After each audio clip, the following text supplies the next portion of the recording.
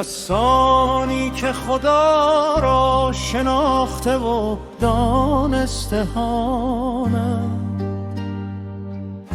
همیشه گفتم مهدی در درون ماست. ای آنان که مهدی را دور دست می جویید، نزدیک بجویید مهدی در وجود شماست. مهدی نجات پروردگار است، مهدی بشارت خوش خداوند است، مهدی رازهای خود نافریدگار است، در سخنی که خدا را میشناساند مهدی است. مهدی با صاحبان امن درست است، مهدی با آنان است که حقیقت را میدانند، مهدی با سوختگان عشق حق است، در آتش ایمان در اخگر است مهدی. مهدی در میان مؤمنان است،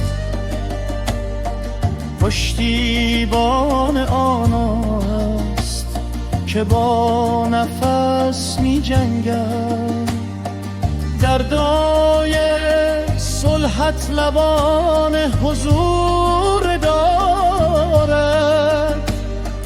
در صبر ما در عشق ماست مهدی. مهدی آنگاه ظهور می کند که ما یکی شویم، آنگاه که دینداران سخن را یکی سازند. ای گویندگان یالله چون یکی شویم، آنگاه بدانید که مهدی در میان شماست. چون مهدی ظهور کند رازها گشوده می شود، آنان که او را بشنوند مرده هدلان زنده می شوند. برای بینایان نامه های والله آشکار می گردد، در نامه های حق در چهره هاست مهدی. در ظهور در توست و در من است، آن در هموار در اندیشیدن است، در خواندن و اندیشیدن و آموختن است، در الف و لام و را در نوشتار است مهدی.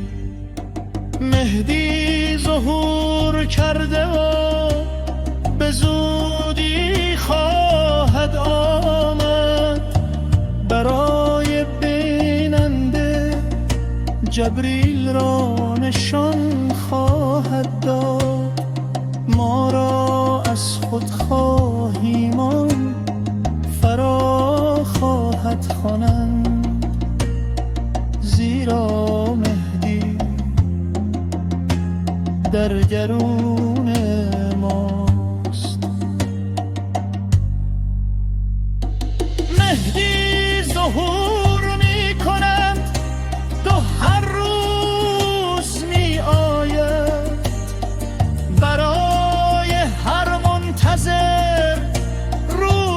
خواهد آمد. آگاهان می‌دانند که او هر روز می‌آید. در دل ما و در ایمان ماست مهدی.